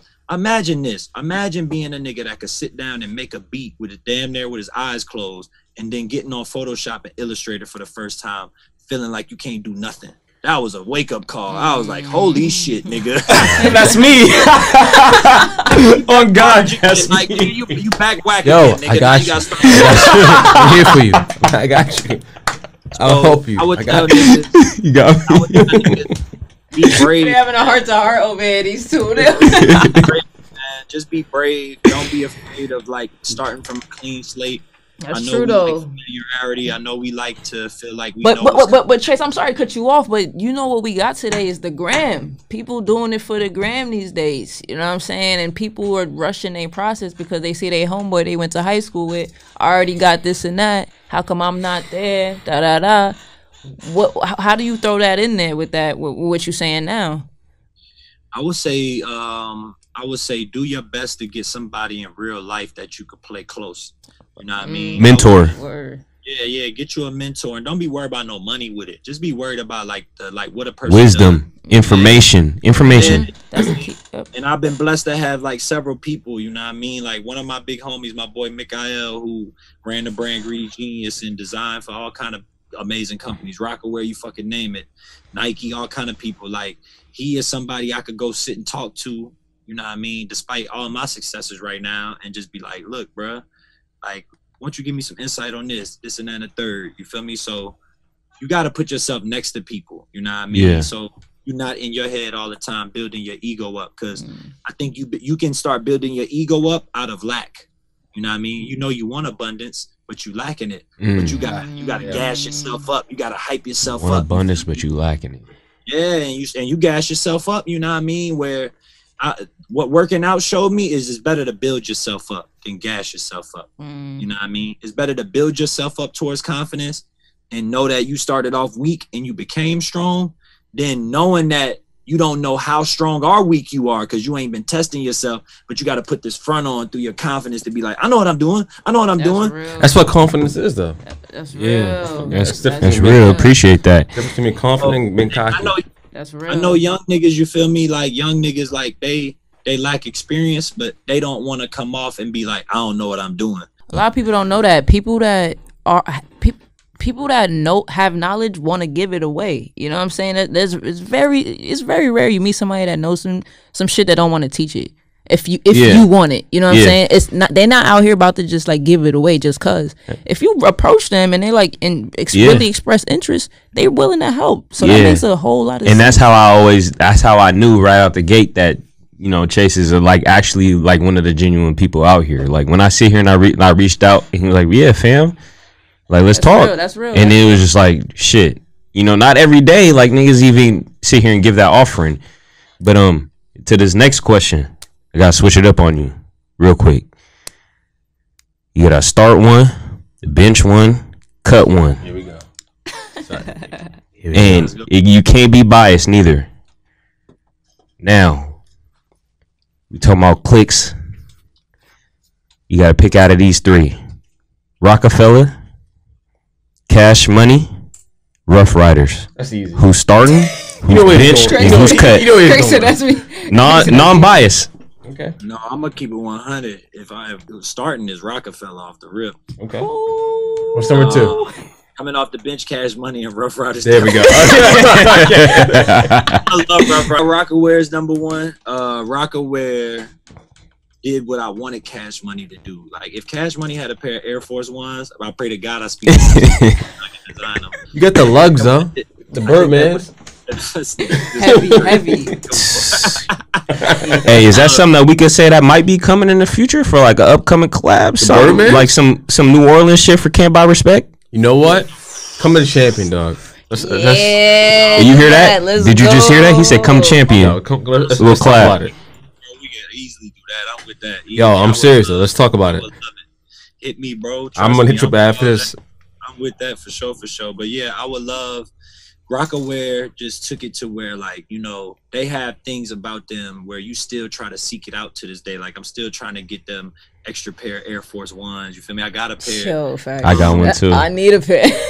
I got you know him. what I mean? So that to me is the. But I'm gonna keep it 100 with you.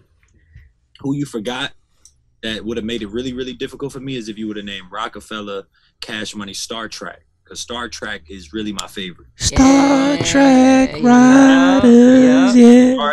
Because Star Trek, you know, NERD had the dunks, you know what I mean? Pharrell had the brain. Pharrell was like, super. He was ahead of his time, bro. Yes. Pharrell was like, when you talk about somebody really being ahead of, he was first, you know what I mean? Blase with the Blase shit with the Angels, you know what I mean? So, that would it be? I would have started Star Trek. I would have had Rockefeller coming second, and then third would have been Cash Money. But Cash Money just, I'm not that biased to them because what Rockefeller and Star Trek did for me was introduce me to like being able to take this shit around the world. And then when you was able to see Jay-Z, you know what it was about Cash Money? They was so click tight. You know, for a long time, they didn't even let Manny Fresh make beats for nobody else. They just only Yeah. I always liked that, but I liked how I saw Pharrell come from like that space of working with Noriega and then Jay-Z working his way up, and it was like, oh, let's fuck with each other. And then they did Give It to Me, and then all this different fly shit. Like they helped each other become superstars in their own right. And I always liked that shit, you feel me? And Missy Elliott was really my dog. Like I love Missy Elliott, you feel me? So and when you say Missy Elliott, you can't, it's low-key intertwined with all them Virginia niggas. Like all of them low-key got that same kind of sound where like niggas was looking at them like, what is this? Bro, the Virginia shit was really what changed my life. Timbaland and Clips. Timbaland, Missy, and the Neptunes and Clips. Yes, bro. You know what I mean? That's what helped me like Underrated. my style. That's how I learned. Chris Brown. You know what I mean? Chris Brown was wearing fake babe. He probably gonna be. Nigga said that jersey in that first video wasn't real. Nigga said that Jeezy shit wasn't real either. They said that was exclusive game. It's cool. Hey, Fab had some fake J's too. Drake had fake fives, nigga. Yeah, he did. You went to a Bow Wow too? Bow Wow was a god. Don't treat Bow Wow was a goat. Bow Wow, JD had real bait. JD had real bait. Hey Chase, can we agree that Bow Wow is like literally like, come on? Don't start. Yeah, at the end of the day, he's a legend. No, he's not. Lil Bow Wow. Yeah, it's like Lil Hey, Bow Wow. Little Bow Wow was a legend. No. Lil Bow Wow. You heard what right? Lil Bow Wow was a legend. Little Bow Wow. Lil one, yeah. Yeah. Lil one. Bow Wow actor. No? Yeah, but man, No, he can act. Don't do that to Bow Wow. He can act. no, he definitely can. alright, yeah, He's alright. decent. Bow Wow. He decent. He's Bow Wow's my guy. So you a fan of his music more than his acting? Yeah. All right. You know gonna what? wrap this Bow Wow. up? Hey, you know what's crazy? Hey, we gonna wrap this up, Chase. No, I 'cause promise you. after that- For black people, Wow. we gonna end it on this. If Bow Wow literally had a versus battle, listen. If Bow Wow If can make Bow it Wow, American, no. he might can make it American. Listen, Don't you if understand? Bow Wow had a versus battle with The Weeknd, Bow Wow was smoking The Weeknd. What are you talking? All Wait, right, Culture what? for the culture. Bow Wow smoking The Weeknd in a much time versus we got battle left? because Why niggas The gonna relate. Weeknd? Because listen, it's random, but we had this discussion. Listen, Bow Wow was smoking this nigga. Why The Weeknd? They're from I feel like care. Bow Wow I is just- going to. Yeah, like why do we? I just had to Yeah, pick some nigga who niggas Why think wouldn't he's it up on be? the upper echelon. Why Nah, Bow wouldn't Wow's it be killing. Lil Romeo? Whoa, that's disrespectful. No, it's not. That's We only it. had one In a song. versus battle, That would make. Bow That's Wow. who they Corny. would pair We're up. done. They would We're never done. do Bow Wow The Weeknd. All right, see, Chase. look, Chase is disinterested now. He's like, I gotta go. No, wait. Actually, You niggas is talking about Romeo. No. Chase, who would you want to battle in a versus battle? That nigga Romeo can ball. That's a fact. That's a fact. Scholarship and all. Yeah, that's cool. But versus, though. But he still wanted the Like Mike movie. He ain't get it. Sorry, buddy. But Craig, what was the question you asked? Where's me, your question? I Ooh, was like, who do you, Chase? Who do you want to battle in a versus battle if Ooh. you could? Who do I want to battle in the verses? ooh, producer wise. Oh, that's a good one. Ooh. Producer I wise. think I would lose. I'm gonna keep it 100. That's cool, but who you out for? I would battle. Who I like. I would like to go against the Alchemist just so I can use Ooh, Kevin. classic. And you know what's crazy? Alchemist got some joints, but to me, personally, he's not that versatile though. It's like that same kind of sound. That's me though. That's me. It's my opinion. No, I mean that's his pocket though. You right. Yeah. So it's like it's cool, but guess what? When you The throw problem on, is- the problem is when his pocket goes deep. it goes deep. But That's guess the what? When you see here and you hear a Wayne record, you hear a Beyonce joint, then you hear some joint with Fab, then you hear some with Dom, then you hear this, you be like, oh, okay. I think it'll be interesting. I think it'll be interesting to hear our catalog go against each other because I got beats that I done did for niggas that's on the low. Like I did this shit for Dave East and Styles P. I got some shit for Jada. I saw that. How do you feel about the whole versus battle in general? Like, I like it. I think anything that celebrates the past is something. While somebody's alive, I think that's a great thing. I think in hip hop sometimes we be so obsessed with the next thing. We don't celebrate the good things and the best things from our culture. Where like in the rock world, And in the sports world, you always celebrate history. You always celebrate history in sports. You feel me? That's the one thing that make the Super Bowl amazing, because every year they make that new logo, and it's like, what are we on, like number 52 now? You know, 53 now, or whatever these with these Super Bowls and shit. And it always ties back into the Lombardi Trophy, and it always brings it back to Green Bay and the origin of football. So I think anything that ties in the context of hip hop and like how did we get to the sound we at now? Oh, like I think like a lot of these young niggas, they don't know who these samples come from. That's or who true. These influences come from. So when you listen to verses, I think you get to hear that shit. So I'm fucking with that shit. I just think they got to do better about production. Yeah, production. You know what I mean? A lot of people not trying to do it though. And They're saying they pinning them against each other, and they don't want they don't want to be. They don't want to lose, you know, But and you be can looked at a choose certain what way. But the funny thing is with this is we're gonna end it on this note, and this is why we end up coming. This is why I ended up coming up with this shit sample podcast. Like at the end of the day, all the shit that the new generation, even us, like we think the shit's new or we think the shit ain't never been said before. The shit's been sampled. We took something from somebody. We took an influence, whether it's a look, whether it's a sound, whether it's lyrics, you know what I'm saying? Even bits and pieces, like we regurgitate, we make it into our own, but at the end of the day, there was somebody who ended up having a foundation for us to even build off of. Absolutely. Thanks. Absolutely. And I think in hip hop, we have to remember that, because hip hop did not start on originality. It's original to black people because we created it, not original content. It started off the back of disco music, soul music, and those niggas was playing instruments. They wasn't learning this shit. Really in the bag. Yeah, The hard way. I think we gotta show more respect to that, even in streetwear. Streetwear to me is relative to hip hop because we sample. So like, I just dropped a new shirt, and we repurposed the graphic. The fucking image came from like a hair care kit. I just like the way it looked because the black woman had an afro on it, and her daughter had an afro too. And growing up, I always heard like father, like son. Even Birdman and Wayne got an album called like Father, like Son. But I was like, I ain't never heard like mother, like daughter. You feel me? So I want to make some shit paying tribute to that. You know what I mean? And the inheritance of like, you know what I mean, being a woman. You know what I mean, and shit like that. And you know what I mean? I was able to flip it and put it out, and the shirt been doing pretty well. Same thing with the Tupac shirt we put out, where I flipped the article where Tupac went to jail, you know what I mean, and turned it into a t-shirt, and people been buying that shit. And I think, you know, I just always do my best to pay homage, however people want to pronounce it, you know what I mean? And just remember that, like, I could keep it 100 with you. I'm a sampler, dog. So it's funny I'm on here because ain't too much shit that I've done that's original. And I don't run around touting that. That ain't nothing I ever said niggas about myself. Like, oh, I'm the original. I'm the, it's like, nah, I just think I'm good at putting my spin on things. And when I put my spin on them, people fuck with it. Just, you know what I mean? like Willie said, I'll leave it at that. I don't try everybody to does run that around though. acting all high and mighty after that. Everybody does that, just like Willie said. We get influenced by by several avenues, whether we know it or not, you know, whether we recognize it or not. And like you even mentioned in that tweet that I pulled up from however many years ago, you can't keep yourself so isolated. You got to bounce off your ideas off of other energies and find influence that way as well.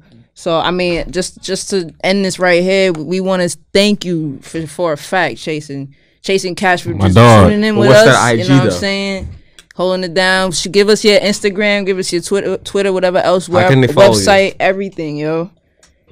Yeah, look, Instagram is Camp by Respect. Let's just start with that one, man. Everybody follow Camp by Respect, and from the Camp by Respect one, you can find me on there. I'm the Air. I'm Chasing Cash, but y'all to see me in the pictures, you'll be able to click a nigga and go to that. But I need everybody to follow Camp by Respect. At this point in time, it's bigger than me. You know what I mean? I got 100,000 plus people follow me on socials, but what I'm really pushing is this Camp by Respect because it's not for sale, and that's what it's all about. And it's about the people right now. You feel me? Like I got my shit off in rap. I got my shit off in production. People call me a legend. I appreciate it, but what I'm really doing is I'm gonna put it simple as this, and however niggas take it, I want the black Nike. I want my brand to be that impactful.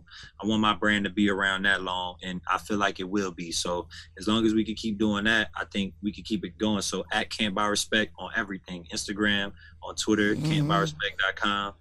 And you know what I mean? Yeah, shop with us. We got the app. You can go to the App Store, Android, it's everywhere, Samsung. Y'all. No excuses. Everywhere. No excuses. Got the app, man. And I had just bought some right before here. I had to buy the tea right before we had dropped on the podcast. Let's get it. Yo, keep doing that, yo. And don't ask for handouts neither. Come on, man. Support black business. And not only that, just support whoever you find interest in. Facts. Don't Period. do that. We do that. Don't ask for the handouts, man. Just go get it.